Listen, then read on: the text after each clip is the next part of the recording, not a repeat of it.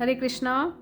हम यहाँ श्रीमद् भागवत गीता पढ़ रहे हैं। अध्याय 3 श्लोक संख्या 35 तक हो चुका था। वहाँ पे अर्जुन ने श्री कृष्ण से पूछा कि हम अपने मनुष्य का स्वधर्म पालन में ही कल्याण है, मनुष्य का स्वधर्म पालन में ही कल्याण है, फिर भी वह पर धर्म और निषिद्ध कर्मों का आचरण क्यों करता है, जबकि उसको पता है कि सभी प्रकार से इसमें हानि है। तो यह सब विचार करने के बाद भी मनुष्य निषिद्ध कर्मों को करता है और पर धर्म को अपनाता है। तो इस पे अर्जुन पूछते हैं कि हे कृष्ण, तो फिर यह मनुष्य स्वयं न चाहता हुआ भी बलात् लगाए हुए की भांति किससे प्रेरित होकर पाप का आचरण करता है? अर्जुन पूछते हैं श्री कृष्ण से। तो फिर भगवान उवाच, भगवान बोलते हैं, काम एष क्रोध एष रजोगुण समुद्र भव महाशनो महापापमा विध्येन मिया वैरियम। तो श्री कृष्ण कहते हैं, रजोगुण से उत्पन्न हुआ यह काम ही क्रोध है। यह बहुत खाने वाला अर्थात भोगों से कभी न अखड़ने वाला होता है और बड़ा पापी है। इसको ही तू इस विषय में वैरी जान। इस विषय में तू इसी को वैरी जान। किसको? काम को ही, जिससे हमारी इंद्रियां क्या है, हमारे कंट्रोल में नहीं रहती। तो अब इसमें काम और क्रोध इन दोनों पदों के साथ साथ 2 बार एश पद के प्रयोग का क्या भाव है, तथा रजोगुण समुद्भव विशेषण का संबंध किस पद के साथ है? 34वें श्लोक में क्या बताया था? यह बात कही गई है कि प्रत्येक इंद्रिय के विषय में रहने वाले राग और द्वेष ही इस मनुष्य को लूटने वाले डाकू हैं। राग और द्वेष ही हैं जो इस मनुष्य को लूटते हैं और वो ही डाकू हैं। इन्हीं दोनों के स्थूल रूप को ही काम और क्रोध बोला है, यह भाव दिखलाने के लिए, तथा इन दोनों में ही काम प्रधान है। काम जो है वो प्रधान है, क्योंकि काम से ही जब हम काम के वशीभूत होते हैं और वो हमें नहीं मिलता तभी हमें क्रोध होता है, और क्रोध जब होता है तभी हम पाप करते हैं। क्योंकि राग स्थूल रूप है, इसी से क्रोध की उत्पत्ति होती है। यह दिखलाने के लिए काम और क्रोध इन दोनों पदों के साथ एश है, मतलब ऐसे ही हैं दोनों, है ना, मिलके पद का प्रयोग है। काम की उत्पत्ति राग से होती है। काम की उत्पत्ति किससे होती है? राग से होती है, प्रेम से होती है, और इस कारण रजोगुण समुद्भव विशेषण काम पद से ही संबंधित है।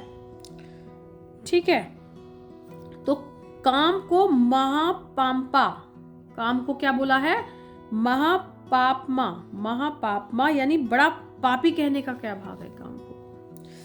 इससे यह भाव दिखलाया गया है कि सारे अनर्थों का कारण यह काम ही है, यह प्रेम ही है, यह वासना ही है।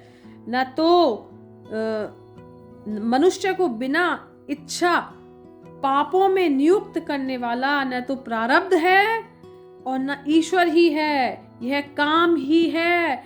इस मनुष्य को नाना प्रकार के भोगों से आसक्त करके उसे बलात् पापों में प्रवृत्त कराता है, इसलिए यह महान पापी है।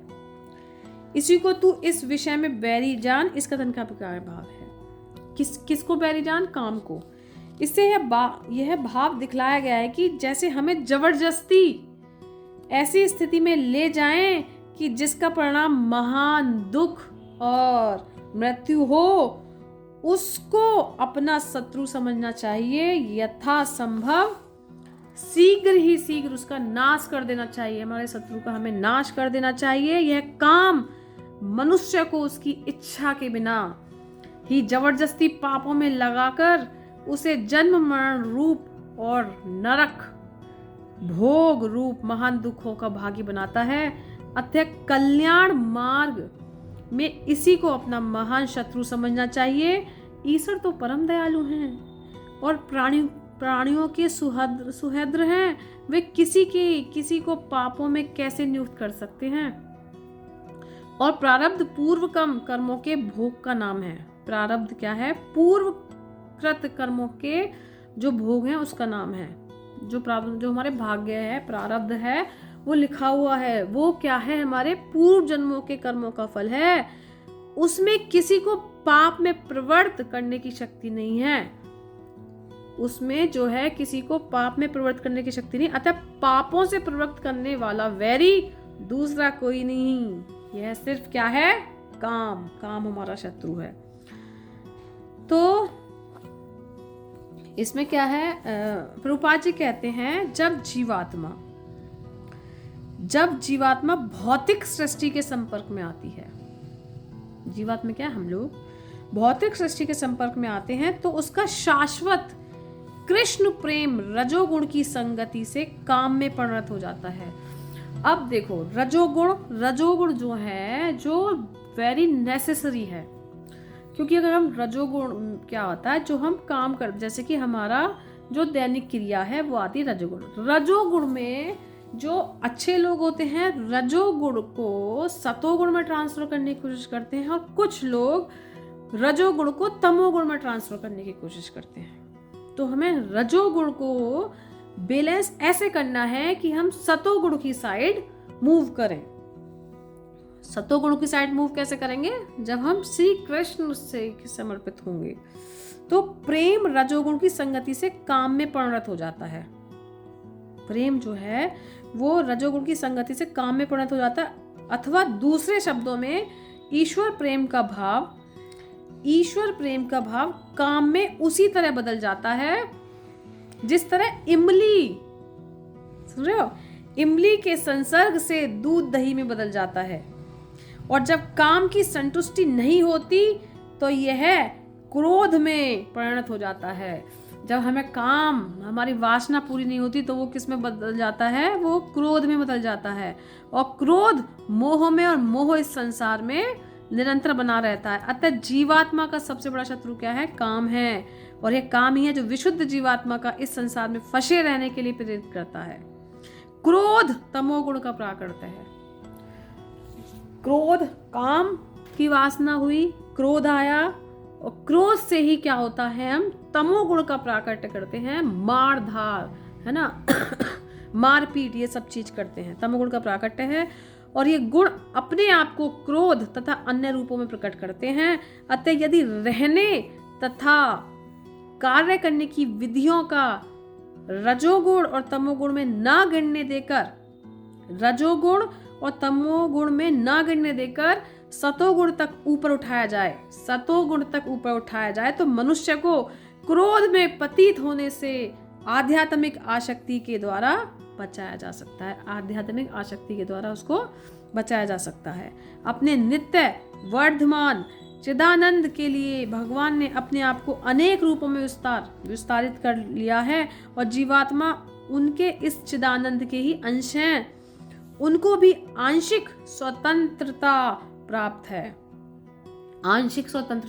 है, किंतु अपनी इस स्वतंत्रता का दुरुपयोग करके जब वे सेवा को इंद्रिय सुख में बदल देते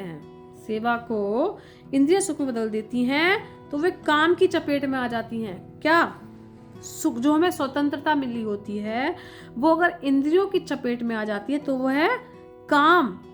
क्या है? काम की चपेट में आ जाती है। भगवान ने इस सृष्टि की रचना जीवात्माओं के लिए काम पूर्ण रुचियों की पूर्ति हेतु सुविधाएं प्रदान करने के निमित्त की हैं, जो जीवात्माएं दीर्घ काल तक काम कर्मों में फंसे रहने के कारण पूर्णतः ऊब जाती हैं, तो वे अपना वास्तविक स्वरूप जानने के लिए जिज्ञासा करने लगती हैं। ठीक है, वास्तविक हम क्या हैं उसके लिए जिज्ञासा करने लगती हैं। अगर हम रजोगुण में ही रहें तो हमारी जिज्ञासा होती है कि इसका आगे क्या अंत है, तो हमें उस आगे बढ़ने के लिए हमें सतोगुण, हमें आध्यात्मिक दुनिया में जाना है, ना कि तमोगुण वाली दुनिया में जाना है।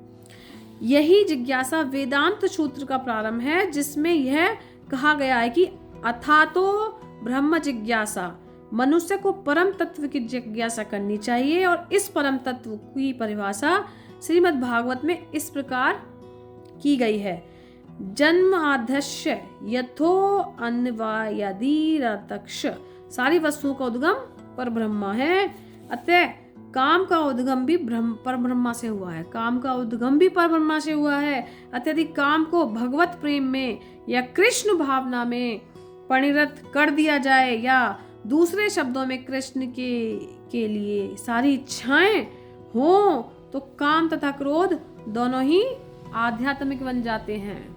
काम तथा क्रोध दोनों ही आध्यात्मिक बन जाते हैं। भगवान राम के अनन्य सेवक हनुमान ने रावण की स्वर्णपुरी को जलाकर अपना क्रोध प्रकट किया, किंतु ऐसा करने से भगवान के सबसे बड़े भक्त बन गए। कहाँ मैटर ये है कि हम क्रोध का किस जगह यूज कर रहे हैं। तो श्री रामचंद्र जी के भक्त हनुमान ने क्रोध का इस्तेमाल किया और लंका जलाई।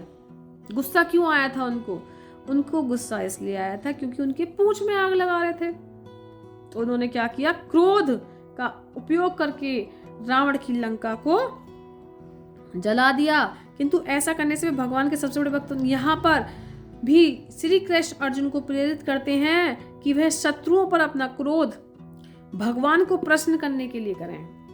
शत्रुओं पर अपना क्रोध भगवान को प्रश्न करने के लिए करें, ठीक है। शत्रुओं पर अपना क्रोध भगवान को प्रश्न करने के लिए दिखाएं। अतः काम तथा क्रोध कृष्ण भावनामृत में प्रयुक्त होने पर हमारे शत्रु न रहकर मित्र बन जाते हैं, ठीक है। जैसे कि अगर इस समय जो धर्म युद्ध है वो युद्ध करना है, अगर युद्ध के लिए क्रोध करें तो वो जायज है, क्योंकि आप अपने हक के लिए लड़ाई कर रहे हो, अपने हक के लिए क्रोध कर रहे हो, तो वो क्रोध आपका जायज है, ठीक है। तो इस क्रोध के लिए भगवान मना नहीं करते, बल्कि भगवान तुम्हें साथ देते हैं, तुम्हारा साथ देते हैं और तुम्हें सफलता दिलाते हैं। हरे कृष्णा। श्लोक संख्या 37 हमने कंप्लीट किया है। हरे कृष्णा। मेरे चैनल को लाइक करें, सब्सक्राइब करें, ताकि मैं ऐसी ही वीडियो बनाती रहूं।